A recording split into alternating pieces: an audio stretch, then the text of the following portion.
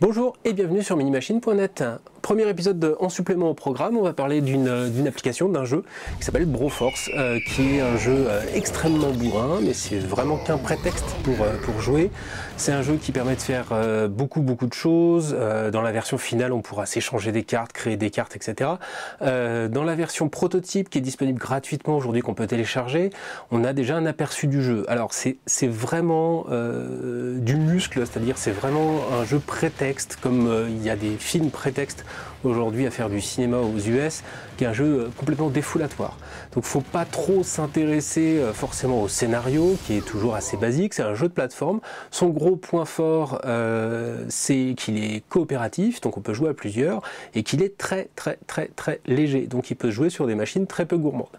Et donc il a 4 points forts, 4 arguments pour lui, que je vais vous résumer en une seule vidéo, que voici. Donc voilà, j'ai un Asus TransformerBook T100, donc une machine sous processeur Intel B-Trail T, qui n'est donc pas le très haut de gamme du marché, hein. Ça veut dire que c'est vraiment aujourd'hui une des machines parmi les moins performantes du marché, ce qui n'empêche pas du tout un manque de performance sur cet engin, mais c'est ce qu'on fait dans l'entrée de gamme aujourd'hui chez Intel.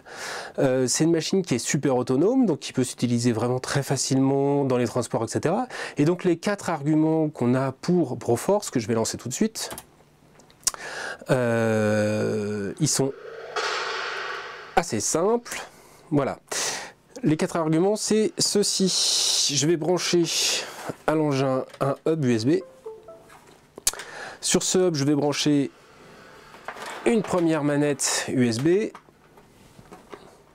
Premier argument. Deuxième argument, une seconde manette USB. Troisième argument, une troisième manette USB. Et le quatrième argument, ça va être le clavier. Évidemment, je pourrais en brancher une quatrième avec un hub 4 ports. C'est parti.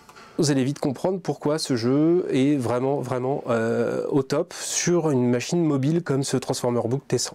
Donc je vais rejoindre la partie avec la première manette, avec la seconde manette, avec la troisième manette et avec la quatrième manette. Je valide tout ce monde. Et donc là, vous vous imaginez très bien dans un TGV à 4 devant un engin, pouvoir jouer à Broforce en coopératif, et vous allez voir, ça tourne du tonnerre sur ce type de machine. Donc il y en a un qui joue au clavier, qui va donc pouvoir faire le muse avec son petit bonhomme, un autre qui va jouer avec la première manette, un troisième avec la troisième manette. Alors je ne l'ai pas du tout configuré, donc je ne sais pas comment. Voilà, hop. Et un dernier avec la quatrième manette.